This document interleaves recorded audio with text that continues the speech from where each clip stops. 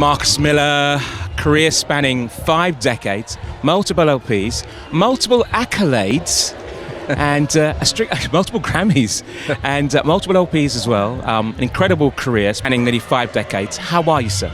I'm doing great until you just told me how old I am. I knew you were going to say that bit. You were going to come with the old thing. Nah, man, I feel great, man. Everything's going well. And you look great. You know, it's good aura, good energy. Yes, that's what that can do that to you. Thank you. So. Thank you. Okay, so we're here at the Love Supreme Festival in its 10th year. Are you glad to be here at such a major milestone? Yeah, really glad to be here, especially since I was here for the first year. Right? Of course. We performed for the first Love Supreme Festival, and to come back 10 years later and see what it's become is mind-blowing. It's cool, man. It's so hard to put on a festival, man, and these folks have done it correctly, and they've kept the quality up. It's a really beautiful thing. Yeah, the quality is the important thing. Yeah. And it's nice to have the mixture of the old and the young. Right. And how important is it to you to actually to reach a young audience? You know, it's pretty important, you know, just because if you're somebody who just wants to make a mark and then kind of go off into the sunset, then, you know, whatever. But if you want to stay around and continue to make music, you know, for your entire life, you have to keep appealing to younger people. Plus, it's fun. You know, it's fun to incorporate new things and new styles into your music. See, these are the artists that win because they have that ethos. It's about getting the new audiences and keeping everyone enthused to a certain extent. So, you're playing today and at the Love Supreme Fest. What can we expect from your performance, and what's the lineup band-wise? The lineup is Anwar Marshall from Philadelphia on the drums, and on keyboards we have Xavier Gordon. He's from Atlanta. I always like to tell the towns and see if anybody recognizes these cities. That's Donald my city, Hayes, that is ATL. That's my city. Oh, there you go. Donald Hayes is saxophonist. He's from Memphis. Russell Gunn is from East St. Louis, Missouri, which is actually Miles Davis's hometown. And he plays the trumpet as well. So yeah, really nice. Didn't the ATLs adopted him though? Yes. I'm sure, yeah, exactly. Yes, so he lives in Atlanta now, Yeah. and he's an Atlanta Hawks basketball fan. He's hardcore me too. Atlanta. Okay. a lot of tears shed for That's that, tough that to team. be an Atlanta Hawks fan. Absolutely. So what can we expect performance-wise? Well, you know, we had to take it easy for the last 2.5 years in terms of touring. So it's so nice to be back, and I decided for the stuff we've been doing recently to do like a mix of the old and the new stuff that I've come out with recently, stuff that I did 10 years ago, 20 years ago, 30 years ago.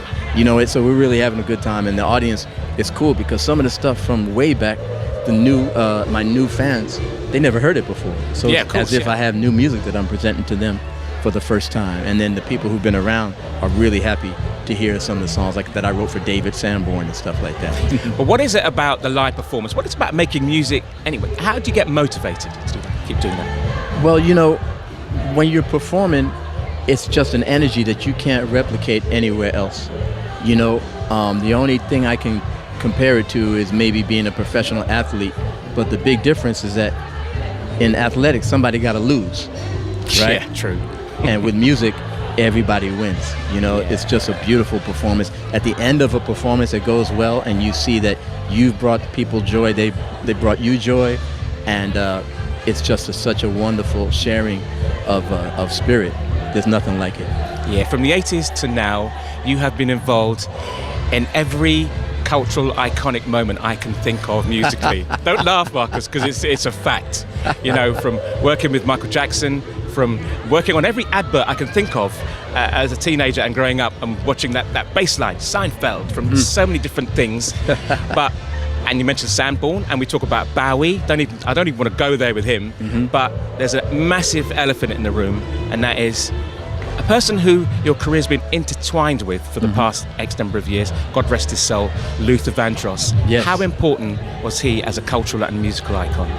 Oh, for me, in my opinion, he was the iconic singer of R&B in the 80s and the 90s. He was the gold standard, and when I would watch him meet other singers and see their reaction to him, I think I wasn't the only one who felt that way. Of course, yeah. It's that case. He was involved in your very first album, wasn't he? Yeah, you know what happened was, you're familiar with the singer Roberta Flack, Of right? course I am. Yeah, Donny Hathaway and so on. Yeah. Luther was singing background with Roberta, and we're talking like 1979. And she needed a bass player to fill in, and Luther said, call this kid Marcus. He's been doing sessions, and he's pretty good. So I came and filled in, and her regular bass player decided he wanted to move on to something else, so I ended up being in Roberta's band. And so Luther and I were on the road together, performing behind Roberta Flack. We had a great time, not to mention the lessons, the musical lessons that we learned from her, because she just knew how to reach people, man. Oh, nice. And I'm playing bass behind her and just watching the audience be affected by this woman. She's not singing loud, she's not singing high, she's not doing anything fancy, she's just singing straight from her soul. Of course. And she affected people, and I'm sure Luther saw the same thing. So eventually Luther said, hey man, I want to do my own music. I want to make my own demo.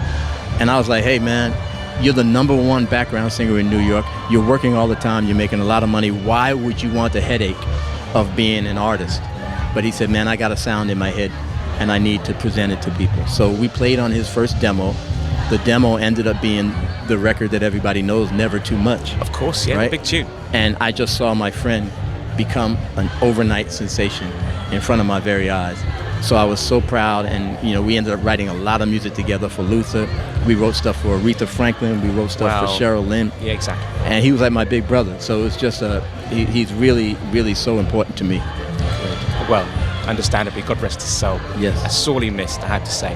Okay, finally, Marcus, you know, a musician as blessed as yourself, what would be your legacy to the rest of your audience? Oh man, that's really hard for the person to answer. You know, I understand that. I have no idea. You know what I mean?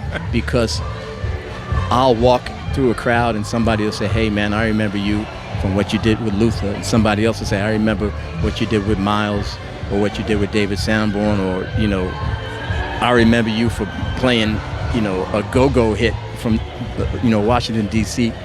So, you know, I've had my hand in a lot of stuff because that's the kind of personality I am. I'm from New York City, so we're from like a hustler mentality where you just keep getting a lot of things happening at the same time. So probably what I would like is just for people to realize that no matter what genre, where I was, I always tried to make it top quality. Awesome. Marcus Miller, have a great performance later on, and thank you very much. Thank you, Tony. Okay. The UK's Jazz FM, live from Love Supreme.